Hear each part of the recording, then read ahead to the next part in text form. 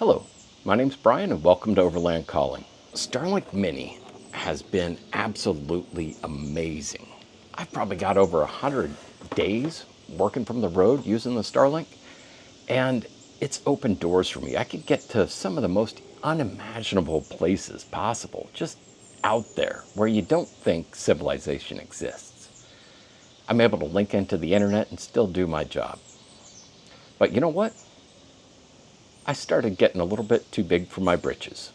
So that's what this video is for. How Starlink failed me, things I did to, work through the limitations, some things I just couldn't get past. Hopefully, some of the lessons I've learned the hard way will help save you the pain. All right, let's get to it. Trees are not your friends. This is the issue that I run into the most out there. And there are ways around it. I've been pretty dang good. So figured I'd share a little bit with you. Now in the desert, all right, no big deal. But I live on the East Coast. So we have some trees out here, let me tell you. Now, I've still been able to skirt around it, not by finding ways to transmit through the tree cover, but I pick campsites that are less tree covered, that I have a good view of the sky. Particularly the northern sky. Email and text, as long as I've got at least a little bit of the view of the sky, I can usually get them through. As that satellite passes over that clear spot, it'll do its transmission, upload, download, bam, I'm good. I just have to wait for the next satellite to pass over the right spot. Too easy. Email and text, you can deal with some delays. Now, if I'm doing Wi-Fi voice calls or like a Teams meeting, video meeting type thing, I can't have that. Not at all. I'll just freeze in probably the most awkward position possible. And it's just not professional. So I need to show up for work. Like, that's what pays the bills. So anytime I'm going to be doing Wi-Fi calling or video meetings, I find myself a super clear view of the sky, because I'm not going to deal with the satellite passing behind a tree and freezing me or disconnecting me entirely from a meeting or a call.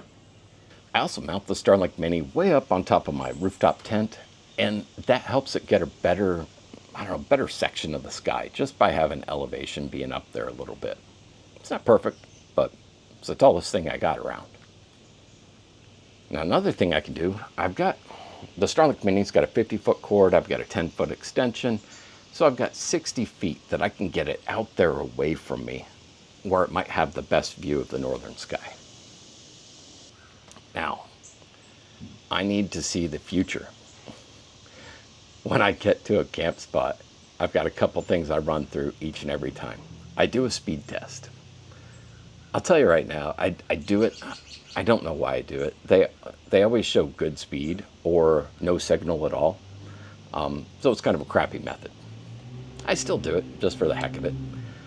What I've started doing after that, though, is the most important. I go into my statistics screen. And that's where I'm able to see the signal drop and latency and the pings and all that fancy stuff. And I look for signal drop and latency as my two primary things. All right, so tree cover. Get it the heck away from the trees. Too easy, right? All right, let's move on to something else. Heat. The Starlink Mini has an operating temperature. I'll throw it up here on screen. Now, as long as you keep it within that operating temperature, things should be good to go. I will 100% guarantee that the Starlink Mini will cycle power if it gets too hot. Been there, done that. Now, I'm not talking normal hot. I'm not even talking crazy Death Valley hot. I used this sucker for 3 days straight while I was in Death Valley without a single issue, but I had it outside of my vehicle. When I'm traveling, I keep the Starlink Mini mounted, up over my head, flat mounted to my ceiling on the inside of the vehicle. That's where I've seen the issues. As the sun beats down on the top of the fabric for my sunroof, it heats things up a lot more than you think. And it will cause the Starlink Mini to cycle power. So if you don't have airflow running through there, and you don't have like the AC running or something like that, high likelihood you could see an issue with that. Oh, by the way, that's only going to count while it's in use. I haven't noticed any long-term effects from me leaving it in my car with the windows up and everything when I'm not using it, not plugged in. It may have an issue someday. I just haven't seen it. I've left it in there plenty of times, windows up, getting hot as heck. As long as I make sure it cools off before I need to use it, I'm good to go. Not saying do that. If your Starlink Mini melts, hey, it's not my fault. It's on you. But it's what I've done. So next up, this is the one thing that I can't figure out a way past, and that's severe weather. So does it work in cloudy days? Yeah, it works just fine. Does it work in moderate rain? Yeah, works just fine. Does it work when the skies open up and dump on you and Mother Nature decides that she's going to rule your world? No, it doesn't. I was in the middle of a video meeting with my boss's boss's boss. And next thing you know, it's announcing me as leaving the meeting because the skies opened up and the signal dropped to nothing.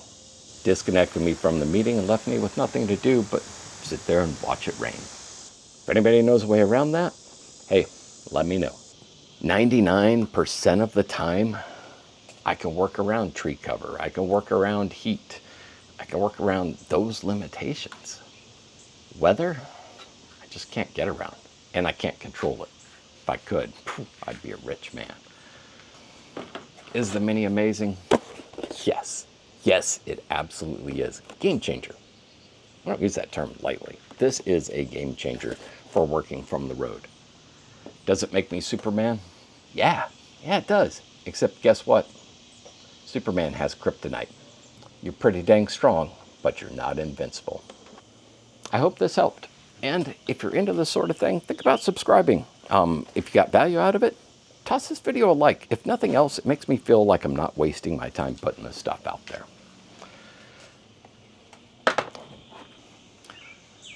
If you have any questions about this, hey, let me know in the comments below. I do read all my comments. I respond to all my comments. I'd love to hear from you. So, till next time, enjoy the ride.